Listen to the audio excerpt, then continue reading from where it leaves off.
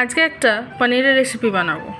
এর জন্য আমার লাগছে পনির, ক্যাপসিকাম, আদা বাটা, জিরে, বাটার, তেল, তার সাথে গরম মশলা, গোলমরিচ গুঁড়ো, ধনে গুঁড়ো, জিরে গুঁড়ো, নুন, মিষ্টি, কাঁচা লঙ্কা, পোস্ত। তার সাথে লাগছে কাজু, কিশমিশ, চারমগজ, জল, গোলাপ জল, কেওড়া জল। প্রথমে একটা মিক্সির জারের মধ্যে আমি কাজু, কিশমিশ, চারমগজ, পোস্ত, কাঁচা লঙ্কা ভালোভাবে বেটে নেব। তারপর কড়াই গরম করে তার মধ্যে দিয়ে দেব সাদা তেল। সাদা তেলটা গরম হয়ে গেলে তার মধ্যে দিয়ে দিতে হবে অল্প পরিমাণে জিরে।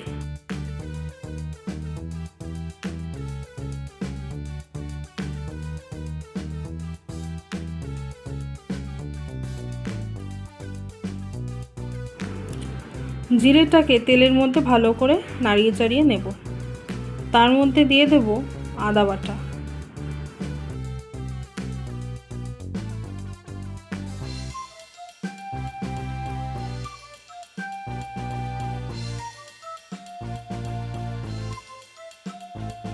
আদাটা ভালোভাবে একটু ভেজে নিয়ে তার মধ্যে দিয়ে দেব কেটে রাখা ক্যাপসিকাম কুচি।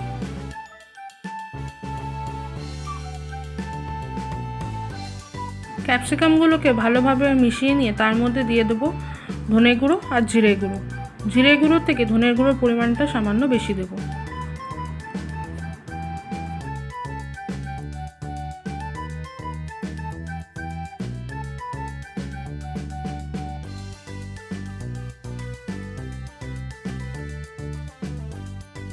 জিরে গুঁড়ো, ধনে গুঁড়ো দিয়ে ভালোভাবে সেটাকে মিশিয়ে নেব যাতে কোনো কাঁচা ভাব না থাকে। তারপরে দিয়ে দেব 1 বাটি টক দই। টক দইটা এই রান্নায় একটু বেশি লাগে।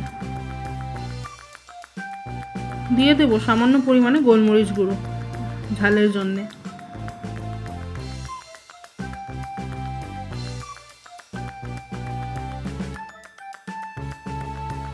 তারপর আগের থেকে বেটে রাখা পোস্ত, কাজু, কিশমিশ, চারমগজ বাটাটা দিয়ে দেব আর বাটি ধুয়ে জল কিছুটা দিয়ে দেবো ওর মধ্যে।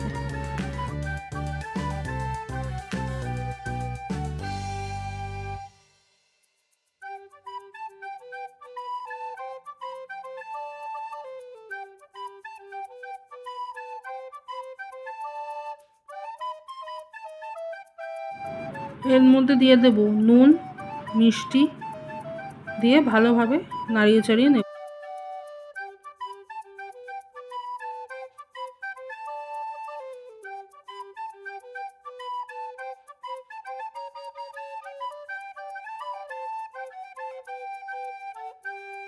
এরপর দিয়ে দিচ্ছি পনিরের টুকরোগুলো।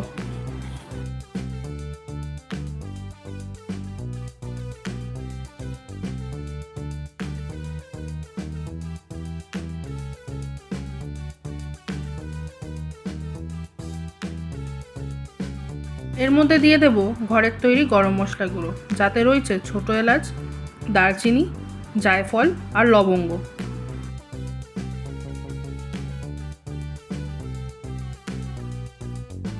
তার মধ্যে দিয়ে দেব 2 চামচ পরিমাণে কেওড়ার জল আর অল্প পরিমাণে গোলাপ জল।